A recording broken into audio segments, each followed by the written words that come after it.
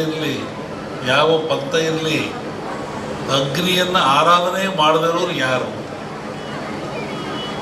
ದೀಪ ಹಚ್ತೀರ ನೀವು ಮನೇಲಿ, ಅದೇನು ಅಗ್ನಿ. ಅಡುಗೆ ಮಾಡ್ತೀರ ನೀವು ಮನೇಲಿ, ಸ್ಟವ್ವ ಬೆಂಕಿಯೋ ಹಚ್ತೀರ ನೀವು, ಅದೇನು ಅಗ್ನಿ. ನಾವು ನಿತ್ಯ ಬಾಳಲಿಕ್ಕಾಗಿ ಬದುಕಲಿಕ್ಕಾಗಿ ಆಹಾರ ತಯಾರು ಮಾಡ್ತೀವಲ್ಲ, ಅದು ಯಾವುದು?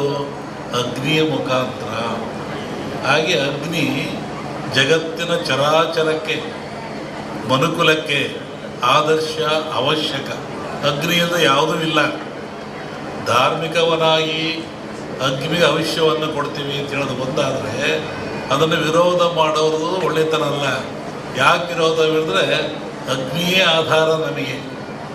ಅನ್ನ ಮಾಡಲಿಕ್ಕೆ, ಚಹಾ ಕುಡಿಲಿಕ್ಕೆ, ಒಂದು ರೊಟ್ಟಿ ಮಾಡಿಕೊಳ್ಳಲಿಕ್ಕೆ ಏನು ತಿನ್ನೋಕೆ ಅಗ್ನಿ ಬೇಕು. ಅಗ್ನಿ ದೈವೋ ಭವ. ವೈಜ್ಞಾನಿಕೂ ಅಗ್ನಿ ನಮಗೆ ಬೇಕಾಗ್ತಾನೆ. ಆನಂತರ ಕಟ್ಟಿಗೆಗಳು, ಹೊಸ್ವಿಯಕ್ಕ, ಮಾವು, ಮುತ್ತುಗ ಇವೆಲ್ಲ ಬರ್ತವೆ. ಒಂದೊಂದು ಗಿಡದಲ್ಲಿ ಒಂದೊಂದು ಶಕ್ತಿ ಇರ್ತದೆ, ಒಂದೊಂದು ಫಲವನ್ನು ಕೊಡ್ತವೆ. ಕಾಡಿನಲ್ಲಿ ಋಷಿಗಳು ಆಶ್ರಮದಲ್ಲಿ ಯಜ್ಞವನ್ನು ಮಾಡ್ತಾಯಿದ್ರು, ಹೋಮವನ್ನು ಮಾಡ್ತಾಯಿದ್ರು. ಅಂದರೆ ಆ ಧೂಮದಿಂದ, ಆ ಹೊಗೆಯಿಂದ ಪರಿಸರ ಶುದ್ಧವಾಗ್ತಾ ಇತ್ತು. ಮತ್ತೊಂದು ಒಳ್ಳೆಯ ಮಳೆ ಬೆಳೆಗಳು ಬರ್ತಾಯಿತ್ತು. ಕ್ರೂರವಾದ ಪ್ರಾಣಿಗಳು, ಕಾಡಿನಾಗ ಯಾರು ಇರ್ತಾರೆ? ಕ್ರೂರವಾದ ಪ್ರಾಣಿಗಳಿರ್ತವೆ. ಆ ಪ್ರಾಣಿಗಳು ಸಹಿತ ಮನುಷ್ಯನನ್ನು ಹಿಂಸೆ ಮಾಡಲ್ಲ. ಈ ಯಜ್ಞ ಮಾಡೋದ್ರಿಂದ, ಹೋಮ ಮಾಡೋದ್ರಿಂದ, ಆ ಬಂದ ಧೂಮದಿಂದ ಮನಸ್ಸು ಪರಿವರ್ತನೆಯಾಗಿ ಶಾಂತ ಸ್ವಭಾವಕ್ಕೆ ಬರ್ತವೆ.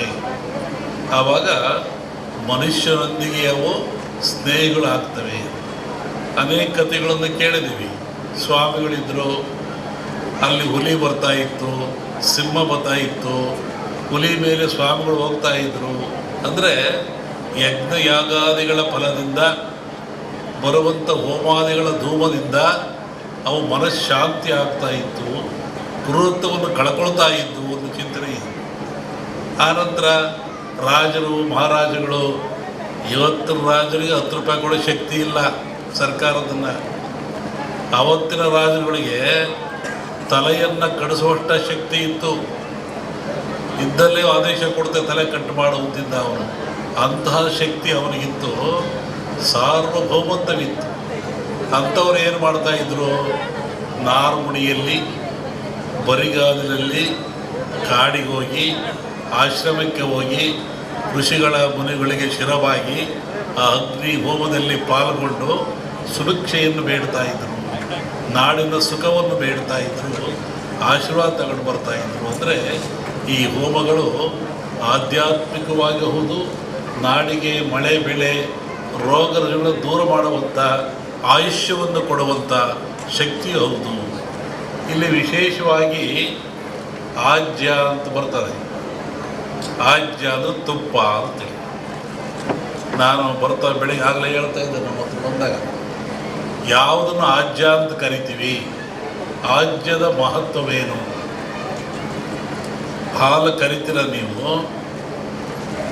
ಹಾಲನ್ನು ಕರಿತೀರ, ಅದರ ಆಯುಷ್ಯ ಎಷ್ಟು? ಹಾಲಿನ ಆಯುಷ್ಯ, ಹಾಲು ಕರೆದ ಹಾಲಿಗೆ ಆಯುಷ್ಯ ಎಷ್ಟು? 12 ಗಂಟೆ. ಹಾಲು ಕರೆದ 12 ಗಂಟೆ ಮೇಲೆ ಅದು ಕೆಟ್ಟು ಹೋಗ್ತದೆ, ಅದು ಹಾಳಾಗಿ ಹೋಗ್ತದೆ, ಉಪಯೋಗ ಬರೋದಿಲ್ಲ. ಮನುಷ್ಯ ಭಾಳ ಬುದ್ಧಿವಂತ.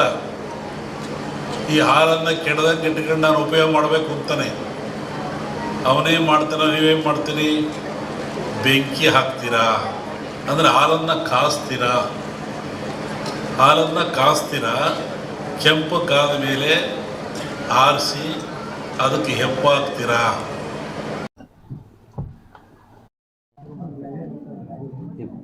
20 ದಿವಸ ಹಿಂದೆ ನಾನು ಧಾರವಾಡದಲ್ಲಿ ಹೇಳಿದ್ದೆ. ನಾನು ಈ ಥರ ಮಳೆ ಆಗುತ್ತೆ, ಭೂಮಿ ಕಂಪಿಸುತ್ತೆ, ಗುಡ್ಡಗಳು ಬೀಳ್ತವೆ, ಜನಗಳು ಸಾಯ್ತಾರೆ, ರೋಗ ರುಜಿನಗಳು ಹೆಚ್ಚಾಗ್ತವೆ. ಇದು ಇಂಡಿಯಾಕ್ಕಲ್ಲ, ಜಾಗತಿಕ ಮಟ್ಟದಲ್ಲಿ ಕೆಲವು ರಾಜ್ಯಗಳು ಮುಳುಗ್ತವೆ ಅಂತ ಹೇಳಿದ್ದಾನೆ. ಈಗ ಅದರ ಪ್ರಕಾರವಾಗಿ ನನ್ನ ಲೆಕ್ಕ ಇನ್ನೂ ಅಮಾವಾಸ್ಯೆವರೆಗೆ ಇರ್ತದೆ. ಅಮಾವಾಸ್ಯೆ ನಂತರ ಮತ್ತು ಬೇರೆ ಭಾಗದಲ್ಲಿ ಹೋಗ್ತದೆ ಅದು. ಒಟ್ಟಿಗೆ ಇದು ಕ್ರೋಧಿನಾಮ ಸಂವತ್ಸರ. ಕ್ರೋಧನ ಸಿಟ್ಟು ಅಂತ ನಮ್ಮ ಹಿಂದೂಗಳ ಪ್ರಕಾರವಾಗಿ. ಇದರಾಗ ಒಳ್ಳೆಯದು ಕೆಟ್ಟದಿದೆ. ಒಳ್ಳೆಯದಕ್ಕಿಂತ ಕೆಟ್ಟದೇ ಜಾಸ್ತಿ ಪ್ರಾಕೃತಿಕವಾಗಿ. ಹಾಗಾಗಿ ಪ್ರಾಕೃತಿಕ ದೋಷ ಇದು ಮುಂದುವರಿಯುತ್ತೆ. ನನ್ನ ಲೆಕ್ಕದಲ್ಲಿ ಅಮಾವಾಸ್ಯೆವರೆಗೂ ಒಂದು ಭಾಗದಲ್ಲಿ ಕಮ್ಮಿ ಆಗ್ತದೆ, ಅಮಾವಾಸ್ಯೆಗಳು ಮತ್ತೊಂದು ಭಾಗದಲ್ಲಿ ಜಾಸ್ತಿ ಆಗ್ತದೆ. ಇದು ಇಂಡಿಯಾಗೆ ಅಂತೆಲ್ಲ ಹಲವರು ವರ್ಲ್ಡ್ ಹೇಳ್ತಿರೋದು. ನಾನು ಹೇಳಿದ್ನಲ್ಲ, ಜಲಕಂಟಕ ಇದೆ, ಎಲ್ಲ ಡ್ಯಾಮ್ಗಳು ತುಂಬ್ತವೆ ಅಂತ ಹೇಳಿದ್ದೆ ನಾನು. ಇದೆಲ್ಲ ನಡೆದಲ್ಲಿ ಹೇಳಿದ 20 ದಿವಸ ಧಾರವಾಡದಲ್ಲಿ ಹೇಳಿದ್ದು ನಾನು. ಇದು ನಡೆದಿರೋದೆಲ್ಲ ಅದೇ ಅನಿಷ್ಟ ಜಾಸ್ತಿ. ಆಮೇಲೆ ಕರ್ನಾಟಕ ಪೊಲಿಟಿಕ್ಸು. ಒಬ್ಬ ಸನ್ಯಾಸಿ ತಪಸ್ಸಿ ಕೂತಿದ್ದಂತೆ.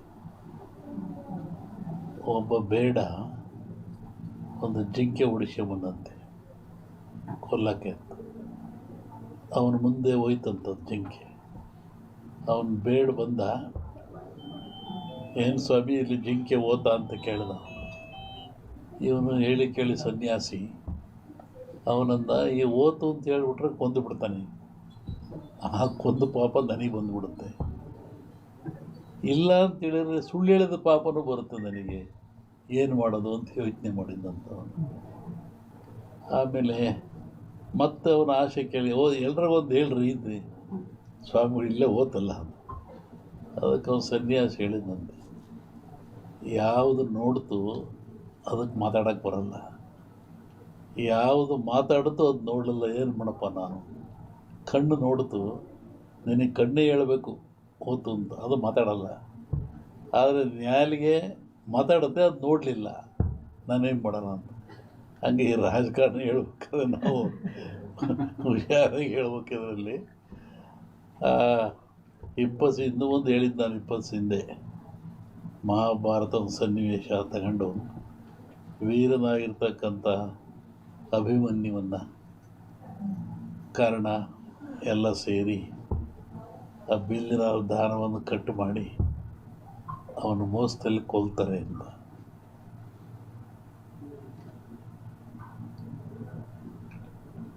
ಆಮೇಲೆ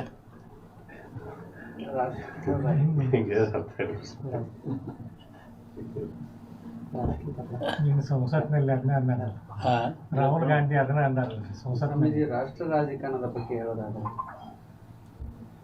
ಅಲ್ಲೂ ಮಹಾಭಾರತದಲ್ಲಿ ಕೃಷ್ಣ ಇದ್ದ ಅಂತ ಭೀಮಿಗೆದ್ದ, ದುರ್ಯೋಧನ ಸೋತ. ಇಲ್ಲಿ ಕೃಷ್ಣ